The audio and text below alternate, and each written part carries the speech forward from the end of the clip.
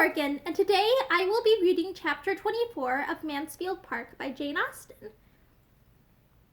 Henry Crawford had quite made up his mind by the next morning to give another fortnight to Mansfield, and having sent for his hunters and written a few lines of explanation to the Admiral, he looked round at his sister as he sealed and threw the letter from him, and seeing the coast clear of the rest of his family, said with a smile, "And how do you think I mean to amuse myself, Mary, on the days that I do not hunt? I am grown too old to go out more than 3 times a week, but I have a plan for the intermediate days, and what do you think it is?" "To walk and ride with me, to be sure." "Not exactly, though I shall be happy to do both, but that would be exercise only to my body, and I must take care of my mind. But that would be all recreation and indulgence, without the wholesome alloy of labor, and I do not like to eat the bread of idleness. No, my plan is to make Fanny Price in love with me." "Fanny Price? Nonsense! No, you ought to be satisfied with her 2 cousins." But I cannot be satisfied without Fanny Price, without making a small hole in Fanny Price's heart. You do not seem properly aware of her claims to notice. When we talked of her last night, none of you seemed sensible of the wonderful improvement that has taken place in her looks within the last 6 weeks. You see her every day, and therefore do not notice it. But I assure you, she is quite a different creature from what she was in the autumn. She was then merely a quiet, modest, not plain-looking girl, but she is now absolutely pretty. I used to think she had neither complexion nor countenance. But in that soft skin of hers, so frequently tinged with a blush as it was yesterday, there is decided beauty, and from what I observed of her eyes and mouth, I do not despair of their being capable of expression enough when she has anything to express. And then, her air, her manner, her tout ensemble is so indescribably improved. She must be grown 2 inches at least since October." "Phoo!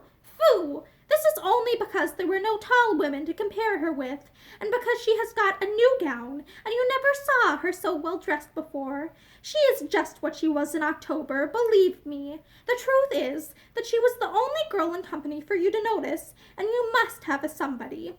I have always thought her pretty, not strikingly pretty, but pretty enough, as people say, a sort of beauty that grows on one. Her eyes should be darker, but she has a sweet smile. But as for this wonderful degree of improvement, I am sure it may all be resolved into a better style of dress and your having nobody else to look at. And therefore, if you do set about a flirtation with her, you will never persuade me that it is in compliment to her beauty, or that it proceeds from anything but your own idleness and folly." Her brother gave only a smile to this accusation, and soon afterwards said, "I do not quite know what to make of Miss Fanny. I do not understand her. I could not tell what she would be at yesterday. What is her character? Is she solemn? Is she queer? Is she prudish? Why did she draw back and look so grave at me? I could hardly get her to speak. I never was so long in company with a girl in my life, trying to entertain her, and succeed so ill. Never met with a girl who looked so grave on me. I must try to get the better of this. Her looks say, I will not like you. I am determined not to like you. And I say she shall. Foolish fellow! And so this is her attraction after all. Then this is it. This it is. Her not caring about you, which gives her such a soft skin, and makes her so much taller, and produces all these charms and graces. I do desire that you will not be making her really unhappy. A little love perhaps may animate and do her good, but I will not have you plunge her deep, for she is as good a little creature as ever lived, and has a great deal of feeling." "It can be but for a fortnight," said Henry, "and if a fortnight can kill her, she must have a constitution which nothing could save. No, I will not do her any harm, dear little soul. I only want her to look kindly on me, to give me smiles as well as blushes, to keep a chair for me by herself wherever we are, and be all animation when I take it and take it and talk to her, to think as I think, be interested in all my possessions and pleasures, try to keep me longer at Mansfield, and feel when I go away that she shall be never happy again. I want nothing more." "Moderation itself," said Mary. "I can have no scruples now. Well, you will have opportunities enough of endeavoring to recommend yourself, for we are a great deal together." And without attempting any further remonstrance, she left Fanny to her fate, a fate which, had not Fanny's heart been guarded in a way unsuspected by Miss Crawford, might have been a little harder than she deserved, for although there doubtless are such unconquerable young ladies of 18, or one should not read about them, as are never to be persuaded into love against their judgment by all that talent, manner, attention, and flattery can do, I have no inclination to believe Fanny one of them, or to think that with such tenderness of disposition, and so much taste as belonged to her, she could have escaped her heart whole from the courtship, though the courtship only of a fortnight, of such a man as Crawford, in spite of there being some previous ill opinion of him to be overcome, had not her affection been engaged elsewhere. With all the security which love of another and disesteem of him could give to the peace of mind he was attacking, his continued attentions, continued but not obtrusive, and adapting themselves more and more to the gentleness and delicacy of her character, obliged her very soon to dislike him less than formerly. She had by no means forgotten the past, and she thought as ill of him as ever, but she felt his powers. He was entertaining, and his manners were so improved, so polite, so seriously and blamelessly polite, that it was impossible not to be civil to him in return. A very few days were enough to effect this, and at the end of those few days, circumstances arose which had a tendency rather to forward his views of pleasing her, inasmuch as they gave her a degree of happiness which must dispose her to be pleased with everybody. William, her brother, the so long absent and dearly loved brother, was in England again. She had a letter from him herself, a few hurried happy lines, written as the ship came up channel, and sent into Portsmouth, with the first boat that left the Antwerp at anchor in Spithead. And when Crawford walked up with the newspaper in his hand, which he had hoped would bring the first tidings, he found her trembling with joy over this letter, and listened with a glowing, grateful countenance to the kind invitation which her uncle was most collectedly dictating in reply. It was but the day before that Crawford had made himself thoroughly master of the subject, or had in fact become at all aware of her having such a brother, or his being in such a ship, but the interest then excited had been very properly lively, determining him on his return to town to apply for information as to the probable period of the Antwerp's return from the Mediterranean, etc., and the good luck which attended his early examination of ship news the next morning seemed the reward of his ingenuity in finding out such a method of pleasing her, as well as of his dutiful attention to the Admiral, and having for many years taken in the paper esteemed to have the earliest naval intelligence. He proved, however, to be too late. All those fine first feelings, of which he had hoped to be the exciter, were already given. But his intention, the kindness of his intention, was thankfully acknowledged, quite thankfully and warmly, for she was elevated beyond the common timidity of her mind by the flow of her love for William. This dear William would soon be amongst them.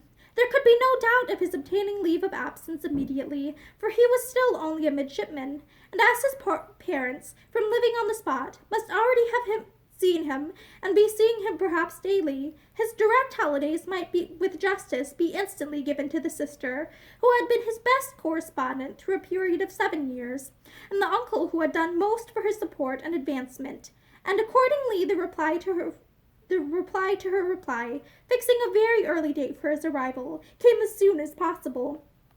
And scarcely 10 days had passed since Fanny had been in the agitation of her first dinner visit, when she found herself in an agitation of a higher nature, watching in the hall, in the lobby, on the stairs, for the first sound of the carriage which was to bring her a brother. It came happily while she was thus waiting, and there being neither ceremony nor fearfulness to delay the moment of meeting, she was with him as he entered the house, and the first minutes of exquisite feeling had no interruption and no witnesses, unless the servants chiefly intent upon opening the proper doors could be called such. This was exactly what Sir Thomas and Edmund had been separately conniving at, as each proved to the other by the sympathetic alacrity with which they had both this was exactly what Sir Thomas and Edmund had been separately conniving at, as each proved to the other by the sympathetic alacrity with which they both advised Mrs. Norris's continuing where she was, instead of rushing out into the hall as soon as the noises of the arrival reached them. William and Fanny soon showed themselves, and Sir Thomas had the pleasure of receiving in his protégé certainly a very different person from the one he had equipped 7 years ago, but a young man of an open, pleasant countenance, and frank, unstudied, but feeling and respectful manners, and such as confirmed him his friend. It was long before Fanny could recover from the agitating happiness of such an hour as was formed by the last 30 minutes of expectation and the first of fruition. It was some time even before her happiness could be said to make her happy, before the disappointment inseparable from the alteration of person had vanished, and she could see in him the same William as before, and talk to him, as her heart had been yearning to do, through many a past year. That time, however, did gradually come, forwarded by an affection on his side as warm as her own, and much less encumbered by refinement or self-distrust. She was the first object of his love, but it was a love which his stronger spirits and bolder temper made it as natural for him to express as to feel. On the morrow they were walking about together with true enjoyment, and every succeeding morrow renewed a tete-a-tete which Sir Thomas could not but observe with complacency, even before Edmund had pointed it out to him. Excepting the moments of peculiar delight, which any marked or unlooked-for instance of Edmund's consideration of her in the last few months had excited, Fanny had never known so much felicity in her life, as in this unchecked, equal, fearless intercourse with the brother and friend, who was opening all his heart to her, telling her all his hopes and fears, plans and solicitudes respecting that long thought of, dearly earned, and justly valued blessing of promotion. Who could give her direct and minute information of the father and mother, brothers and sisters, of whom she had very seldom heard, who was interested in all the comforts and all the little hardships of her home at Mansfield, ready to think of every member of that home as she directed, or differing only by a less scrupulous opinion, and more noisy abuse of their Aunt Norris, and with whom, perhaps the dearest indulgence of the whole, all the evil and good of their earliest years could be gone over again, and every former united pain and pleasure retraced with the fondest recollection. An advantage this, a strengthener of love, in which even the conjugal tie is beneath the fraternal. Children of the same family, the same blood, with the same first associations and habits, have some means of enjoyment in their power, which no subsequent connections can supply. And it must be by a long and unnatural estrangement, by a divorce which no subsequent connection can justify, if such precious remains of the earliest attachments are ever entirely outlived. Too often, alas, it is so. Fraternal love, sometimes almost everything, is at others worse than nothing. But with William and Fanny Price, it was still a sentiment in all its prime and freshness, wounded by no opposition of interest, cooled by no separate attachment, and feeling the influence of time and absence only in its increase. An affection so amiable was advancing each in the opinion of all who had hearts to value anything good. Henry Crawford was as much struck with it as any. He honored the warm-hearted, blunt fondness of the young sailor, which led him to say, with his hand stretched towards Fanny's head, "Do you know, I begin to like that queer fashion already, though when I first heard of such things being done in England, I could not believe it. And when Mrs. Brown and the other women at the commissioners at Gibraltar appeared in the same trim, I thought they were mad, but Fanny can reconcile me to anything," and saw, with lively admiration, the glow of Fanny's cheek, the brightness of her eye, the deep interest, the absorbed attention, while her brother was describing any of the imminent hazards or terrific scenes which such a period at sea must supply. It was a picture which Henry Crawford had moral taste enough to value. Fanny's attractions increased twofold, for the sensibility which beautified her complexion and illumined her countenance was an attraction in itself. He was no longer in doubt of the capabilities of her heart. She had feeling, genuine feeling. It would be something to be loved by such a girl, to excite the first ardors of her young, unsophisticated mind. She interested him more than he had foreseen. A fortnight was not enough. His stay became indefinite. William was often called on by his uncle to be the talker. His recitals were amusing in themselves to Sir Thomas, but the chief object in seeking them was to understand the reciter, to know the young man by his histories, and he listened to his clear, simple, spirited details with full satisfaction, seeing in them the proof of good principles, professional knowledge, energy, courage, and cheerfulness, everything that could deserve or promise well. Young as he was, William had already seen a great deal. He had been in the Mediterranean, in the West Indies, in the Mediterranean again, had been often taken on shore by the favor of his captain, and in the course of 7 years had known every variety of danger which sea and war together could offer. With such means in his power, he had a right to be listened to, and though Mrs. Norris could fidget about the room and disturb everybody in quest of 2 needlefuls of thread or a second-hand shirt button in the midst of her nephew's account of a shipwreck or an engagement, everybody else was attentive.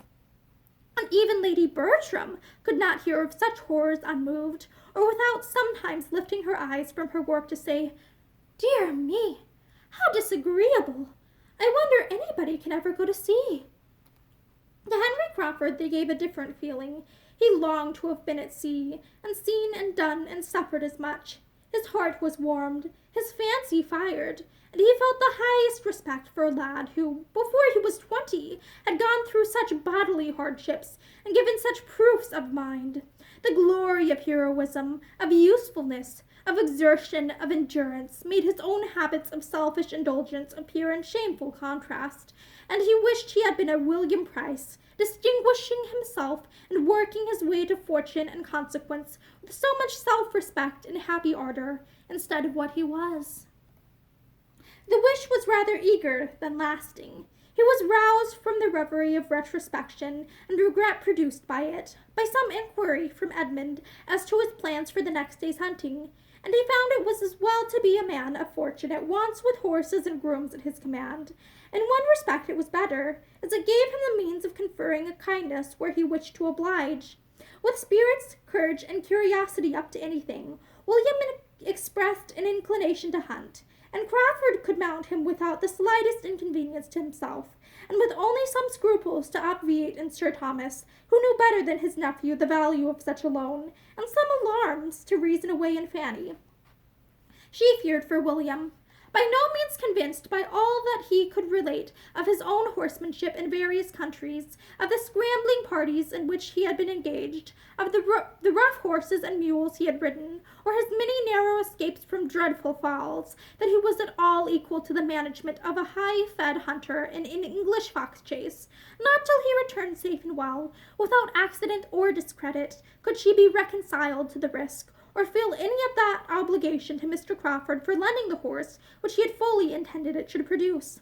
When it was proved, however, to have done William no harm, she could allow it to be a kindness, and even reward the owner with a smile when the animal was 1 minute tendered to his use again, and the next, with the greatest cordiality, and in a manner not to be resisted, made over to his use entirely so long as he remained in Northamptonshire. And that is the end of chapter 24. Thank you, and have a good day.